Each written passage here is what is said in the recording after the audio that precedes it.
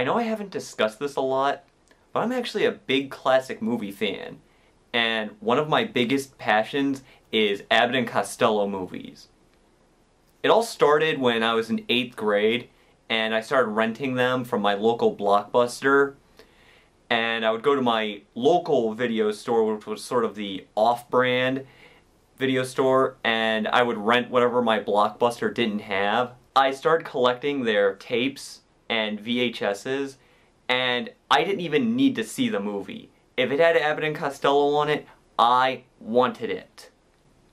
And I made a vow pretty early on, I was going to see every single one. But if you're not a completist, or if you just want some good movies to start with, or even if you're just looking for some movies that'll get some laughs out of you, here's my top 10 favorite Abbott and Costello movies. Number 10, Here Come the Coeds. This is one that I taped off of TV as opposed to ever actually owning it, until I bought the collection, of course. But it's still one I watched a lot, so it stuck with me. It's about Abbott and Costello following a friend of theirs to an all-girls school. And it does have a lot of funny bits, like Lon Chaney Jr. shows up as an RA. I don't know if that's his actual job, but that's what I'm calling him. It's interesting because he's actually a really good heavy to Lou Costello, and he's so menacing and Lou Costello is such a wimp that they play off of each other really well and get some really funny moments. There's only one reason why I don't punch you in the nose, and that's because I'm bigger than you are. I'm bigger than you are. That's a better reason. There's also a climatic basketball scene where they convince Lou Costello that he's a legendary girls basketball player. It has a gag that I won't spoil because it really needs to be seen. Number 9, Keep 'em Flying. Since Abbott and Costello's film career started at around the time America got involved in World War II, it should really be no surprise that their first movies were what's known as service pictures, where they joined the branches of the military. Buck Privates was about them joining the Army, and that was actually a huge hit at the time. In the Navy was obviously about the Navy, and Keep 'em Flying, by process of elimination, was about the Air Force. And as you could probably surmise by the fact that it's on the list, this one's my favorite. Maybe it's my own interest in aviation, but this was the one I always looked forward to showing on AMC. Then again, I could also chalk that up to the fact that I owned Buck Privates and In the Navy on DVD. There's also a really funny subplot about Costello trying to date this woman he meets, not realizing she has a twin. They actually get a lot of mileage out of him mistaking her for her twin. She's actually a really likable character too, so overall this is a very enjoyable film. Number 8, Hold That Ghost. As I may have mentioned before, I'm a huge fan of horror comedies. Movies like Ghostbusters, Young Frankenstein, Zombieland, Dead Alive. So for me this is just a perfect fit. There is a lot going for it in this movie. It's about Abbott and Costello. They start out as waiters, but they get fired from that and they become gas station attendants. And they accompany a mob boss when he gets rubbed out. He gives them his house, and of course, it's haunted. This movie actually does a pretty good job of creating an atmosphere with the haunted house, and I actually liked a lot of the supporting cast.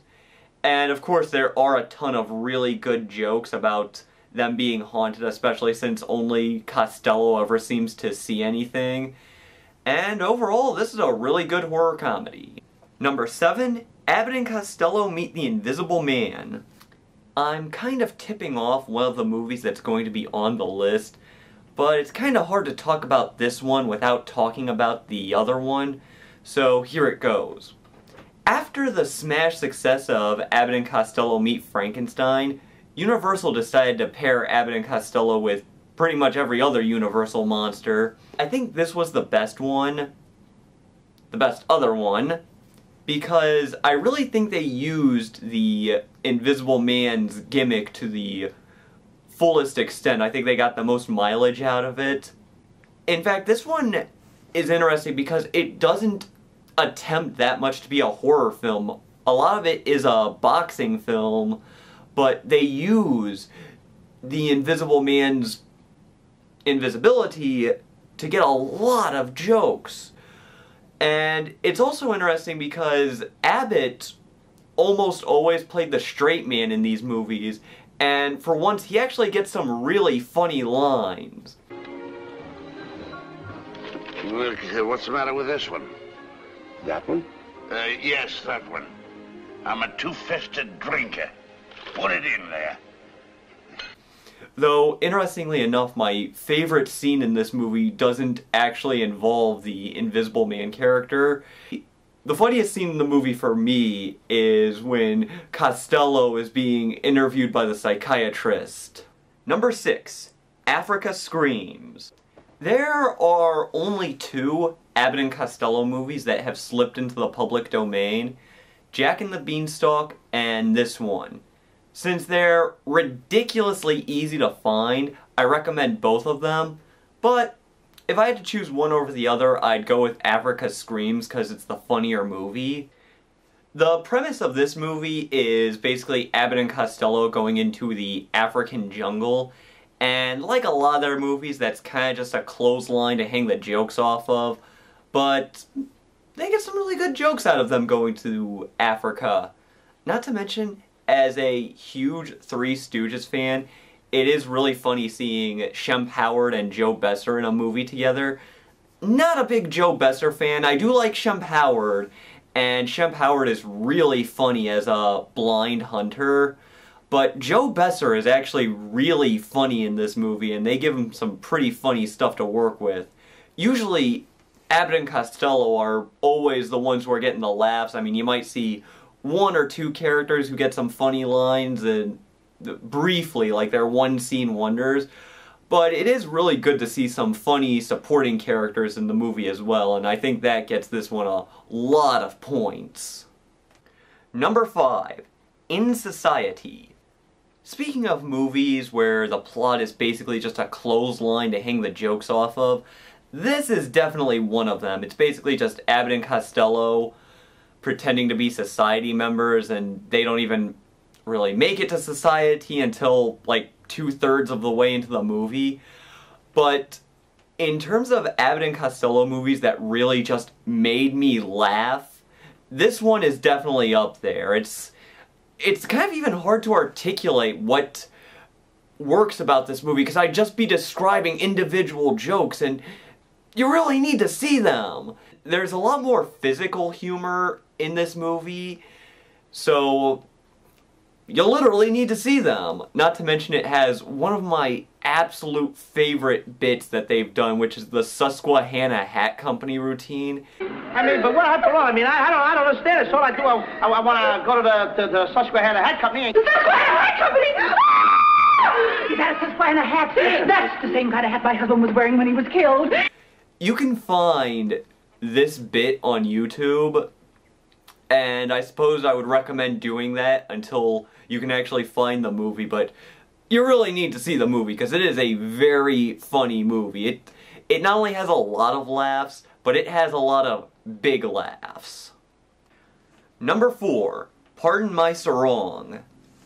This is an interesting case because it's kind of a hybrid movie. You see, Universal made a lot of money off of Abbott and Costello's service pictures, and they also made a lot of money off of the Hope Crosby Road movies, so logically, why not combine the two? And to be honest, I only recently got into the Hope Crosby Road movies. Yeah, I know, a classic comedy aficionado who went a whole lifetime without seeing them, go figure. But it is interesting because even though they were obviously influenced by them, they didn't full-on rip them off. From the ones I've seen, I haven't seen all of the Road movies, a lot of them were actually about them in wherever they were going, while even though they were called Road to, but I digress. While this one is actually more about the trip there, and the irony is, I think a lot of the best jokes actually occur before they make it to Hawaii. Two of my favorites are, there's a really funny gas station routine where Costello's trying to rip off a gas station attendant with a trick that he just got duped with, so he knows every step that Costello's already trying to pull on him. And there's another really funny one where Abbott and Costello are pretending to be a magician, and it's really funny because they're trying to be the same magician when they're trying to evade a cop. Another one. Well, how do you do? How are you? This was actually their most successful movie financially, and I'm glad to hear that because obviously I think it's one of their best. Number 3, Whodunit. I saw this movie when I was in the peak of my Abbott and Costello obsession, and during that time I also got into radio dramas like The Shadow. So seeing an Abbott and Costello movie that was about radio dramas was definitely very interesting for me. I don't know how accurate this movie is, but it is fun seeing sort of the behind the scenes of making for one. Not to mention it's interesting how this movie does work as both a comedy and a mystery. Even though the mystery aspect is somewhat lost by the fact that if you watch the trailers, they actually give away who the killer is. There are a lot of really funny fourth wall jokes in this movie, and one that is definitely too good to give away. I bet if you've seen this movie, you know what I'm talking about. But this movie also has a really good supporting cast in it. There's a cop that somehow always gets duped by Costello, and this kid, he only appears in a few scenes, but he somehow keeps tricking Costello out of money. I ain't a stool pigeon, but for $50 I'll squeal. You'll squeal for $50? Yeah. Okay, here's your $50. Now squeal. This is one of those Abbott and Costello movies that I actually took a gamble on. I bought the VHS before I ever even saw it, and the gamble paid off. It's one of my favorites. Number 2, Abbott and Costello Meet Frankenstein. Yeah, I kinda tipped that this one was gonna be on the list, but are you really surprised? I mean, this is one of their most famous movies. In fact, it's the only one that actually made the American Film Institute's list of 100 funniest movies of all time. Believe it or not, this is actually the movie that kick-started my interest in Abbott and Costello. It was the first one I rented from Blockbuster oh so many years ago. For me, it's just a perfect match because I'm a huge Abbott and Costello fan, I'm a huge monster movie fan. Put them together and you got something special. It's interesting because I talked before about how they did a lot of follow-ups with this movie, but this was the first one, and it was also the one where they really went all the way with them. I mean, first of all, the monsters are actually taken seriously, and secondly, they didn't just get some random guy and put them in werewolf and Frankenstein and Dracula costumes. They actually got Bela Lugosi, which, as many people have pointed out, this was the only feature film where he reprised the role of Dracula. They actually got Lon Chaney Jr., and they actually got Glenn Strange. And like I said before, huge fan of horror comedies, and I watch this movie every Halloween. I could watch it any time of the year, but there's just one Abbott and Costello movie I like more. And number 1, The Time of Their Lives. As I've said before and kind of hinted at, Abbott and Costello movies really weren't known for their plots, and the phrase I often used was that they were kind of just clotheslines to hang the jokes off of, but this is one of the few that I think actually does have a very clever plot. During the Revolutionary War, Costello and a female companion, who surprisingly isn't a love interest, are mistaken for traitors, and they are cursed to spend the rest of their eternity in one spot until they are proven innocent. Now, the good news is that Costello actually got a letter of commendation from George Washington. The bad news is that because he's dead, he can't exactly reach it. So they spend their eternity and their afterlife trapped in the one spot until the modern times when a developer builds a house on that spot and they start to haunt the people who are moving into the house, and one of them is played by Abbott, who's an ancestor of the person who cursed Costello, and so they use their help to find the letter. This was one of the 2 movies that Abbott and Costello made when they were on the outs with each other, so they don't play partners in this movie. That actually opens the door for a lot of new jokes, and the fact that they're ghosts and nobody can see them, that actually also lends itself to a lot of clever humor.